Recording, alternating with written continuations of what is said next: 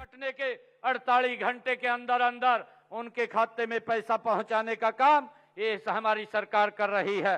साथियों, प्रधानमंत्री किसान सम्मान निधि आदरणीय नरेंद्र मोदी जी ने अभी पिछले दिनों 22वीं किस्त डालने का काम किया और मुझे खुशी है कि हरियाणा के 20 लाख किसानों के खाते में अब तक आदरणीय प्रधानमंत्री किसान सम्मान निधि के माध्यम से 7,562 करोड़ रुपया उनके खाते में राशि डालने का काम ये हरियाणा सरकार और केंद्र सरकार ने किया है।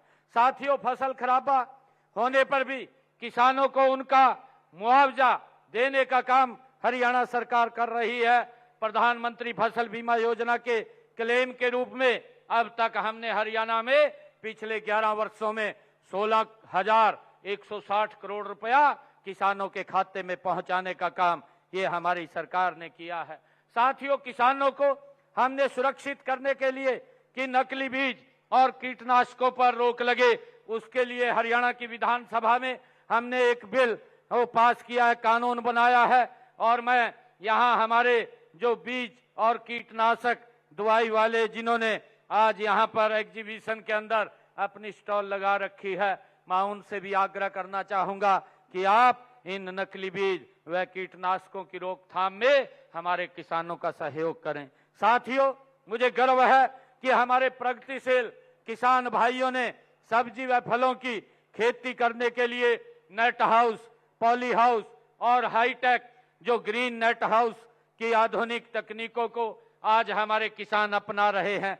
हमने बागवानी को बढ़ावा देने के लिए सब्जियों व फलों के लिए भावांतर भरपाई योजना ये भी हमारी सरकार ने लागू की हुई है और इस योजना के तहत 35,000 से अधिक किसानों को हमने 157 करोड़ रुपया भावांतर के रूप में उनको देने का काम हमारी सरकार ने किया है।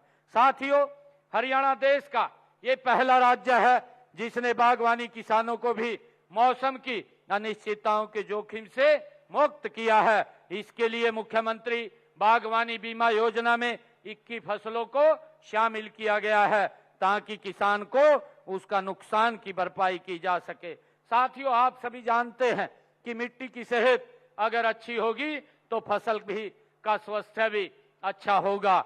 हमने मृदा स्वास्थ्य कार्ड योजना की शुरुआत इसी सोच के साथ की थी कि इस मेले में आपको अपने खेत की मिट्टी की वैज्ञानिक रिपोर्ट, उसके अनुसार खाद और दूसरे पोषक तत्वों के प्रयोग की जानकारी दी जाएगी। इससे लागत घटेगी और हमारे किसान का उत्पादन वो बढ़ेगा।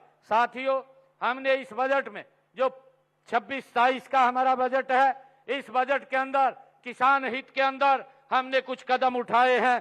प्रदेश के हमने निर्णय किया है कि हरियाणा प्रदेश के अंदर इस बजट के अंदर जो हमने कहा है कि 1,40,000 सेम ग्रस्त भूमि को सेम से मुक्त करने का काम हमारी सरकार करेगी ताकि मेरे किसान को इससे राहत मिल सके और इस सेम से उसकी पैदावार जो कम हो गई है उस पैदावार को दोबारा उसका लाभकारी मूल्य उसको मिल सके।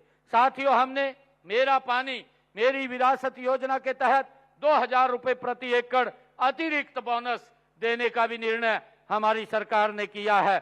साथियों, मेरा फसल मेरा ब्यौरा पोर्टल पर जुड़े किसानों को जैविक खाद पर 80% की सब्सिडी देने का निर्णय भी हमारी सरकार ने किया है। साथियों, हमने अपने बजट में पीएम कुसुम योजना के तहत 35,000 नए सौर ऊर्जा पंप लगाने का भी निर्णय हमारी सरकार ने किया है। और साथियों, हमने एक डिस्कॉम अलग से एग्री डिस्कॉम बनाने का निर्णय भी हमने किया है ताकि किसानों को अलग से लाइन से उनको बिजली दी जा सके। साथियों, प्रदेश में हमने इस बजट में यह भी निर्णय किया है कि प्रदेश में प्राकृतिक खेती के 2,000 एकड़ में एक स्मार्ट एग्रीकल्चर क्लस्टर बनाया जाएगा। इसमें यदि किसान किसी प्रकार का भी अगर किसान को नुकसान होगा तो उसकी भरपाई हरियाणा सरकार करेगी। ये निर्णय भी हमने इसके अंदर लिया है ताकि हमारा किसान वो प्राकृतिक खेती की तरफ वो बढ़ सके।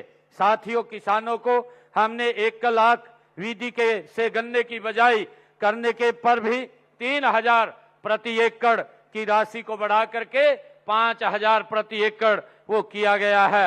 हमारा लक्ष्य है कि हर योजना का लाभ हर किसान तक पहुंचे। कई बार इन योजनाओं की सही जानकारी अंतिम छोर तक ये नहीं पहुंच पाती है और इसके कारण आयोजन इस कमी को, जिस प्रकार के आज ये आयोजन हमारे हुए हैं, ये कृषि मेला जो 2 दिन के लिए चलेगा, हमारे किसानों को इन योजनाओं से उनको अवगत कराने का काम करेगा, इस कमी को दूर करने का ये काम करेगा।